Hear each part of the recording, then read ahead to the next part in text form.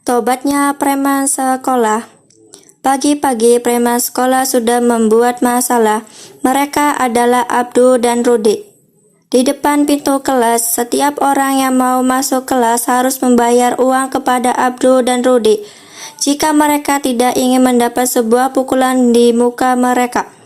Dari kejauhan, 3 anak pejabat tinggi sedang berjalan menuju dalam kelas. Mereka adalah Rukman, Vera, dan Riko. Abdul dan Rudi telah menunggu mereka dari tadi. Bos, Sabi. Anak kita Bas. Anak kita apa? Ada apa nih? Kok kalian ngalangin jalan kita? Udah bocah ngawur. Iya, ini kan tempat kita berdua guys ya. Kalau lu mau masuk, bayar dulu, duit dulu. Bayar. Iyalah. Ini kan sekolah nggak ada pajaknya, Bos. Kata siapa? Emang sekolah ini punya nenek moyang, Bro? Kagak, Bos. Kagak bisa gitu, Bos. Harusnya ada aturan, Bos. Bayar dulu. Lu kalau mau masuk ke sini, bayar dulu sama gue. Mas Put ya, mending uangnya buat beli pentol. Pentol.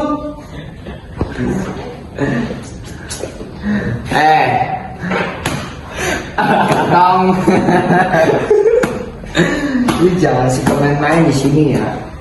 Lu baik-baik di sini kalau lu mau aman, oke? Akhirnya, setelah mengerjai Riko habis-habisan, Abdul dan Rudi bukannya masuk kelas, tapi mereka bolos sekolah. Mereka pergi ke tempat diskotik dan menggunakan uang yang mereka dapatkan tadi buat minum minuman keras. Hingga mereka berdua mabuk di tengah jalan. Keesokan harinya, mereka baru pulang ke rumah masing-masing. Abdul telah ditunggu dari tadi malam oleh ibunya. Dari mana aja kamu baru pulang pagi ini? Gini banget sih. Bukannya anak pulang itu dikasih makan. Ya sudah sekarang suruh masih istirahat. Itu sudah sewa sangat kamu. Gak Macam kesukaan kamu. Enggak, sekarang Abdi cuma butuh duit 500.000 sekarang. Pokoknya Abdi minta duit sekarang. 500.000 katamu nak. Ibu Iya. tak punya uang sebanyak itu nak. Bodoh amat. Ibu hanya seorang penjual jamu ini. Udah amat. Abdi sekarang cuma butuh duit. Mana? Nah itu apa nih? Nih. Jangan, ini apa? Abdi. Ini apa? Jangan nak.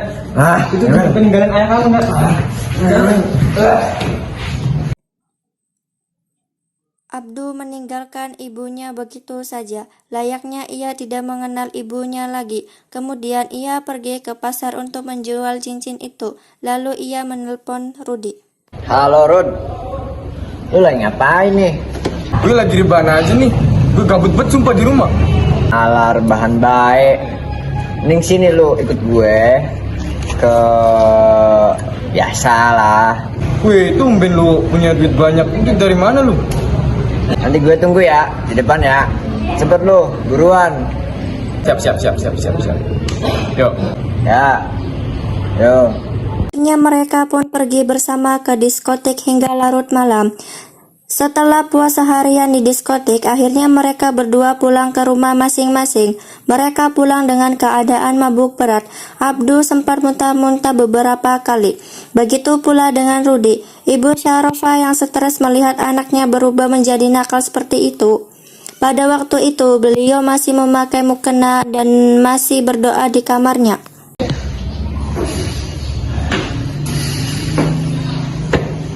Kamu kenapa nak? Kenapa kamu bisa menghukum seperti ini? Tuh kan ibunya bawel lagi bawel.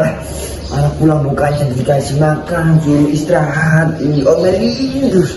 Capek Bu Abdul tuh Bu. Astagfirullah nak. Nyebut nak. Yang sekarang kamu mandi dan ganti baju kamu ya. Terus jangan lupa sholat kita, ini sudah lama nggak pernah lihat kamu sholat lagi. Bu, ibunya harus denger ya. Sekarang itu sholat tuh nggak bakal ngejamin kita untuk kaya. Ibu denger itu, ya. Ya, aku ganti dulu lah. Astagfirullah nak. Udah hati-hati nak. Sini dibantu. Udah Abdul bisa sendiri sana, di sana. Kelakuan Abdul semakin hari semakin menjadi-jadi. Ia tidak hanya berani pulang dengan mabuk, tetapi sekarang dia sudah berani membawa cewek main keluar masuk rumah. Ibunya pun sakitnya semakin parah. Hingga suatu hari, sepulang sekolah, Abdul pulang ke rumah ingin meminta uang kembali pada ibunya. Rudi berada di belakangnya. Betapa kagetnya dia ketika melihat banyak orang tengah berkumpul di rumahnya. Setelah masuk rumah, betapa kagetnya dia melihat seorang wanita tua tergeletak tak berdaya di depan dirinya. Ia semakin histeris ketika mengetahui kalau wanita itu adalah ibunya. Abdu pun tak percaya dan berjalan mendekati ibunya. Ia pun berlutut di depan mayat ibunya dan meminta maaf atas semua yang pernah ia perbuat. Ia menangis sejadi-jadinya.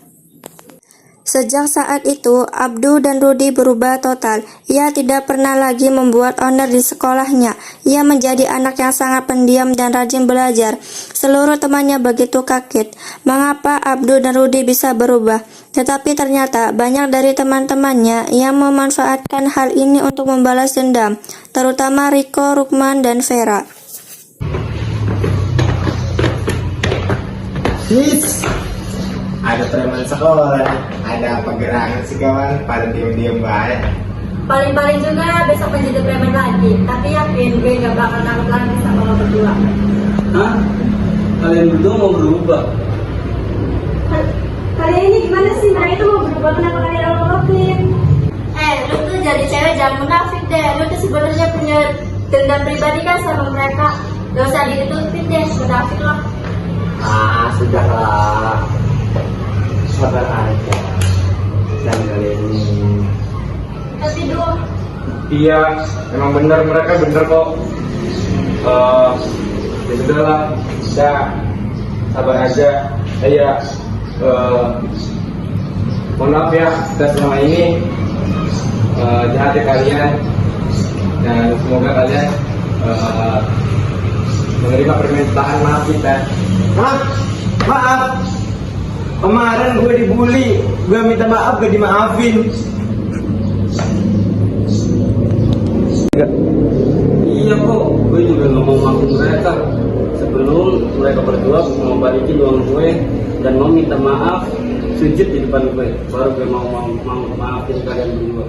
Benar Mak, gue juga gak rela maafin mereka sebelum kita membalas perbuatan yang mereka lakukan kepada kita bertiga. Yuk Kak, kita bergas yuk. Kekalin aja yuk, gue lapar banget nih. Gas. Yuk.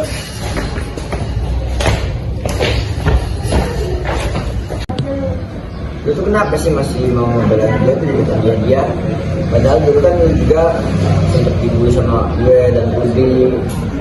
Iya, padahal kalau lu mau bully kita-kitaan juga sengaja gitu. Gue juga nggak mau balas lagi gitu kan. Ya. Udah lah, yang lalu biarlah berlalu. Aku juga gak ada dendam kok sama kalian.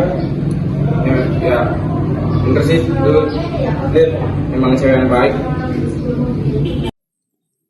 Suatu ketika, Abdu dan Rudi ingin bertekad menjadi siswa terbaik sekabupaten dengan memiliki nilai UNAS terbaik.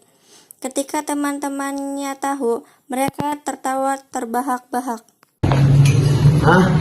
Lu yakin mau bersaing, mau menjadi siswa terbaik se-kabupaten?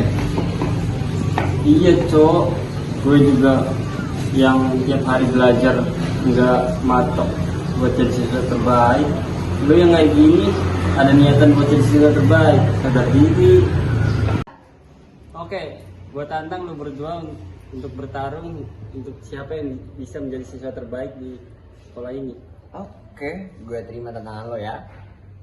Abdu dan Rudi belajar sangat giat agar menjadi siswa terbaik sekabupaten, dan pada akhirnya mereka menjadi siswa terbaik sekabupaten. Sedangkan Riko, Rukman, dan Vera tidak lulus ujian nasional lantarannya terlalu meremehkan.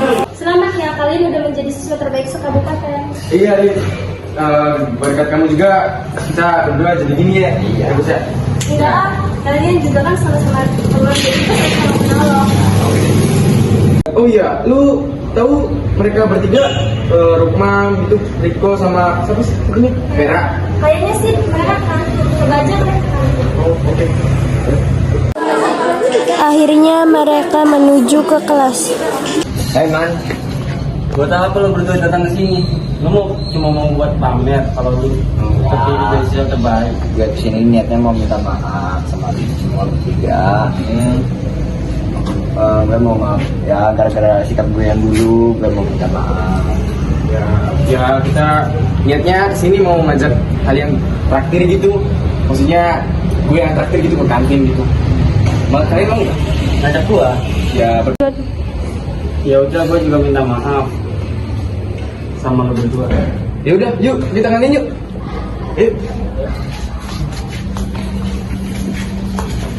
Yuk, terus. Akhirnya, mereka dapat hidup rukun, walaupun sebelumnya ada pertentangan di antara mereka.